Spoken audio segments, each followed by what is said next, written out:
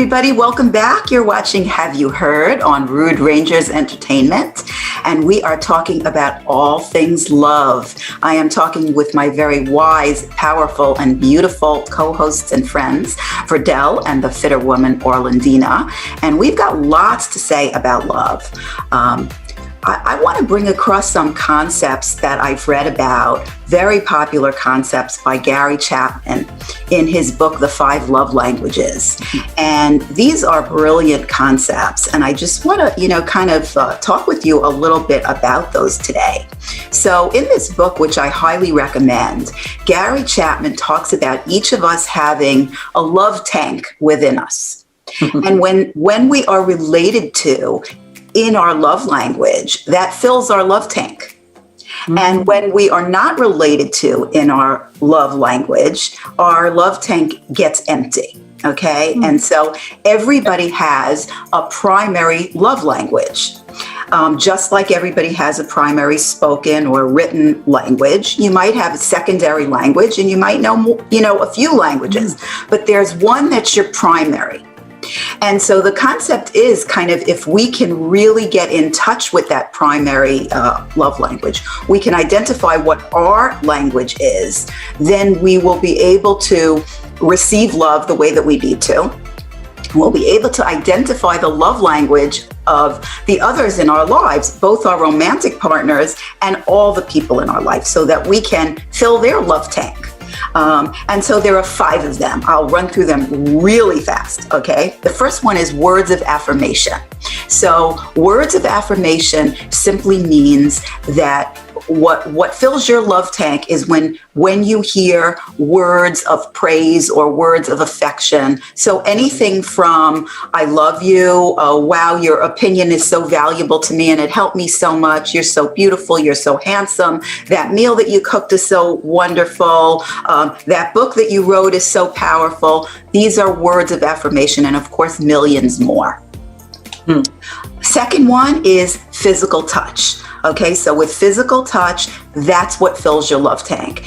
Somebody can tell you from today till doomsday how great you are, but that's not how that's if they don't touch you, there's a problem. Your primary language is physical touch, then that's what you need. That can mean a kiss and a hug. That can even mean, your friends or coworker giving you a pat on the back or a squeeze on the shoulder. Of course, we got to be careful about that stuff. But, that means the world more than if they say great job. So let me just check in with you on those 2 love languages first and see what you think about those. Verdell, what do you think about those 2 languages? So with the affirmation, I guess it has to feed into your personality too. Yeah. Of course it would, but because I'm thinking that I love when people tell me that I'm awesome, but I'm not sure if that's my primary love language. Yes. But I do like to hear that. I like to be affirmed. Yeah. But then again, I like to hug. I like to touch. I like to kiss. I like all of that too. Yeah. So I'm waiting to hear the other 3 to see. Yeah. So you're not ready to weigh in, and I'm not ready yet because there's more to come. But the point of this is, we might really like all of the love languages. We want to be related to in all of them. And we want to relate to others in all of them. But there's a primary one. And if that one is missing, we're sunk. That relationship ain't going nowhere. Okay. So what do you think so far, Orlandina? I'm like Verdell. I'm waiting to weigh my Okay. All right. I'm going to dole out a couple more. I'm going to wait. Dole out a couple more. But I am told that I give the best hugs. Okay. Tell me I give the best hugs. So that's pointing to physical touch as perhaps your love language. I don't mind giving it, but for me, I'm just like, whatever. So I don't think, for me, it's whatever. But when I give a hug, I give it with all my heart. Okay. So so it's interesting. Like, I don't mind giving it, but for me, I don't think, so far, I don't know if it's my primary. Yeah. Right. So we need to, I don't know yet. So we might enjoy all of the love languages, and we also need to learn to give love in all of the languages. Right. Yes. So what you're saying, Orlandina, is that's not necessarily your primary language, but you're able to relate to people in their primary language if it's physical touch, which is so important. So And these languages, they come from our early experiences, our preference. Maybe it comes from what we were missing in our life. Maybe if we didn't get a lot of physical touch as a child, we end up with that as a primary love language. We're looking for that as our language. Or if we weren't used to it, maybe we don't want that, and that's not our language. Right. So it's maybe something that we got a lot of or a little of. For everyone, it's different. This is what Gary Chapman says. Okay, so the next one is acts of service. So with acts of service, it can be anything from, I'm picking up some groceries. What would you like? Oh, you're not feeling well. Can I bring you some soup? Or it's, helping somebody clean up after dinner or helping somebody cook dinner. So now, if that's your primary language, then let's say your husband comes home and he tells you that you're amazing, and he gives you flowers, and he gives you a hug and a kiss. But now you're scurrying around the kitchen, cooking and cleaning, and then you're folding the laundry and sweeping the floor, and he's nowhere. Okay, so now he's nowhere, and if your language is acts of service, well, the doghouse, isn't it? That's right. If your language is words of affirmation or physical touch, he's doing great, and you're singing and whistling as you clean up. But if your language is acts of service, you might be thinking, well, if he loves me, he'd be helping me. Right. He could tell me he loves me. He can touch me like he loves me. But if he's not helping me like he loves me, then that's not filling my love tank. So these are everybody, different strokes for different folks. Interesting. Another love language is receiving gifts.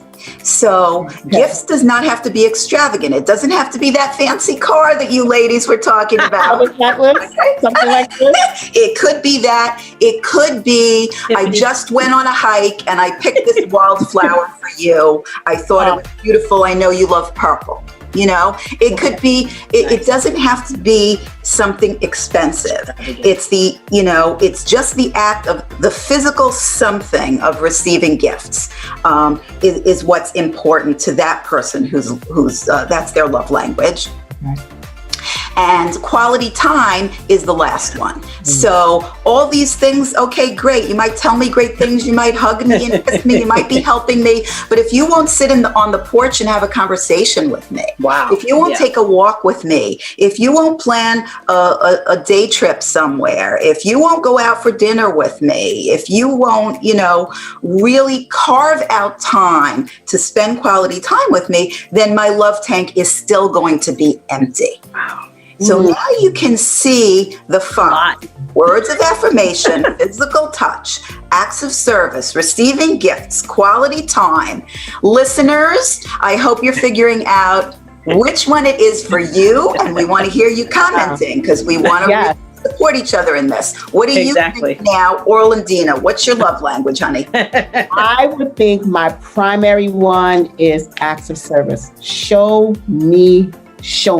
Yes. You can talk a good game and you could say all the things and you can buy me the most beautiful. Show me. Because I think that's where I feel more supported, because that to me would be my primary I think that's my primary love. So that's so powerful when you know that about yourself, because then when you're in a relationship, you can express that, and then that person knows how to make you feel loved. All right.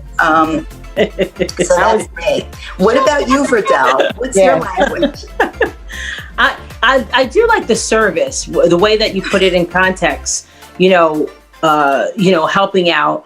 But I would probably think that the affirmation is probably my highest. Just words of encouragement.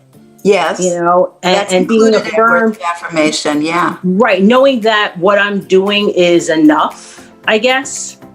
Or, got it. Is the right thing, I guess. Yeah. Having so I would say words of affirmation. Partner simply say something like, "You've got this. You're going to do great. You're going to rock it."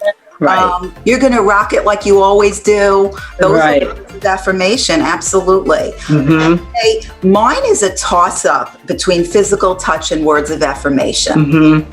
And maybe physical touch is a notch higher, but I think that's like the primary and secondary language, both of those. Right. I love all of them, certainly.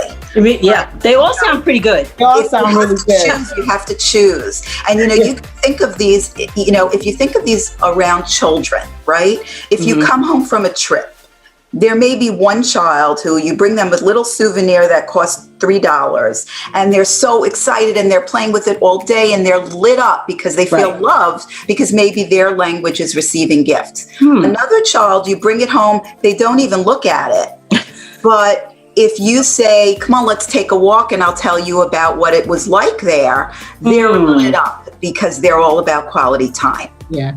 That's It's interesting. My niece, when That's I look at her, it definitely quality time and Yeah. she loves to be touched. Hugs, Eskimo kisses and hugs, and that's her thing. But I don't know if that's just a child, and then as she she grows up, maybe that will change. I don't know. Does your love language change? That's a great question. That is a good question. I think if I'm interpreting the book correctly, it stays pretty consistent throughout your life. I'm not sure at what age it's like solidified, but it stays pretty consistent throughout your life. So this is really powerful stuff. If you can identify this within yourself and you can start identifying it within other people as you get to know them, what lights them up, which of those languages, well, now you know what to do best for someone's birthday. You know what to do best to fill their love tank, whether they're a friend, a family member, a spouse, your child. So great way to spread that love and be love and all that. So You know what? Now that I think about it, I'm like, I guess I do like the words of affirmation. I never thought about it because I'm like, I don't need anybody to tell me I'm doing a good job, whatever.